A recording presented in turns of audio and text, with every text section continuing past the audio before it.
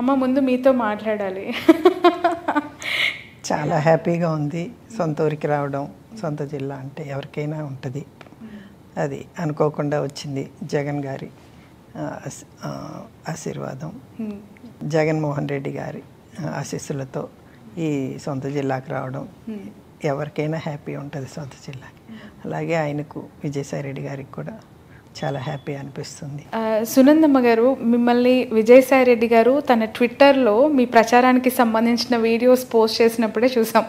అంటే అంతవరకు కూడా మీరు తెరచాటు మహిళగానే ఒక సపోర్టివ్ సిస్టమ్ లానే ఉన్నారు కదా. ఈ ప్రచారం ఏ విధంగా అనిపిస్తోంది మీకు?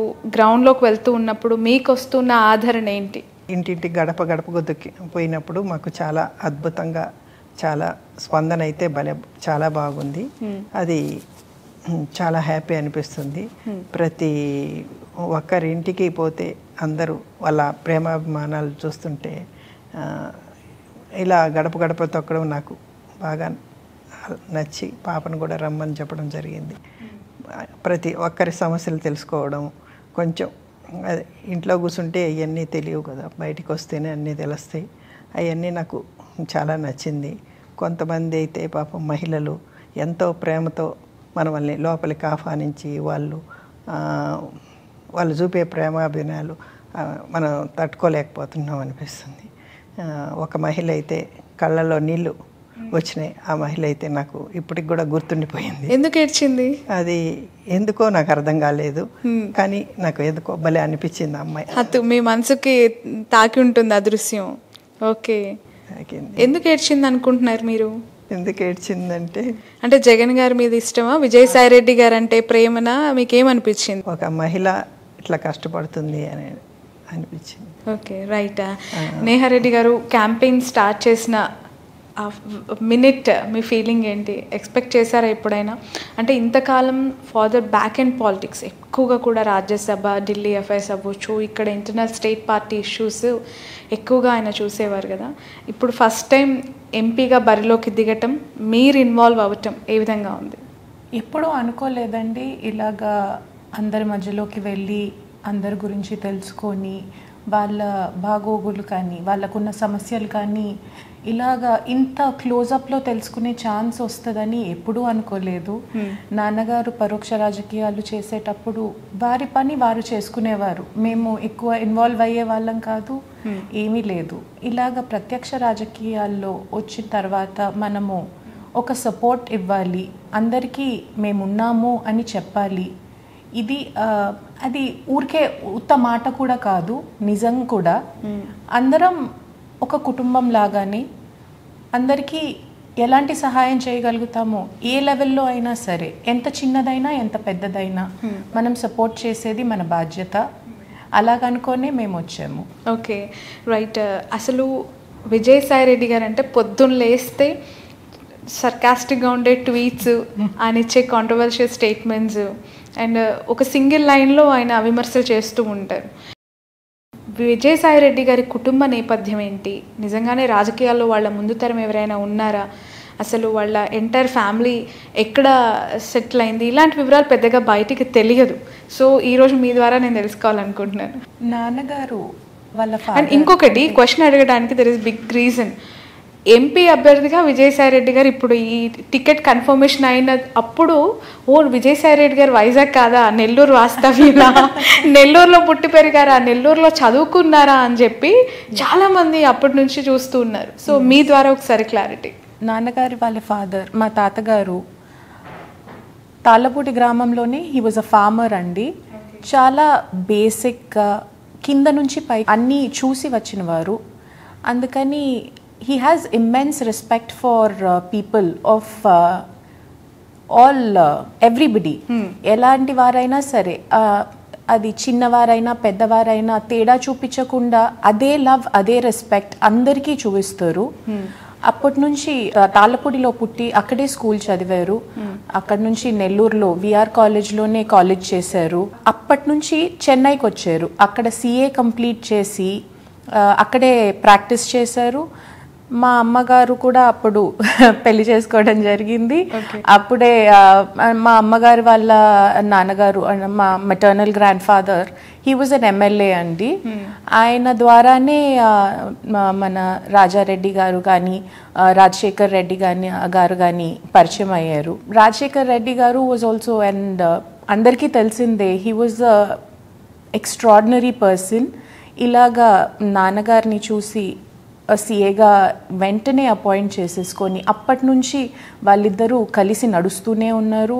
నాన్నగారు కూడా వైఎస్ఆర్ గారి ఫ్యామిలీకి అప్పటి నుంచి స్టెడ్ ఫాస్ట్గా, లాయల్గా అప్పటి నుంచి కూడా కలిసే ఉన్నారు. సునందమ్మ గారు, రాజ్యసభ సభ్యులుగా వైఎస్ఆర్సీపీ ముఖ్య నాయకులుగా విజయసాయి రెడ్డి గారిని ప్రతిరోజు అందరూ చూస్తూ ఉంటారు. చాలా సాఫ్ట్గా ఒక చిరునవ్వుతో కనిపిస్తూ ఉంటారు.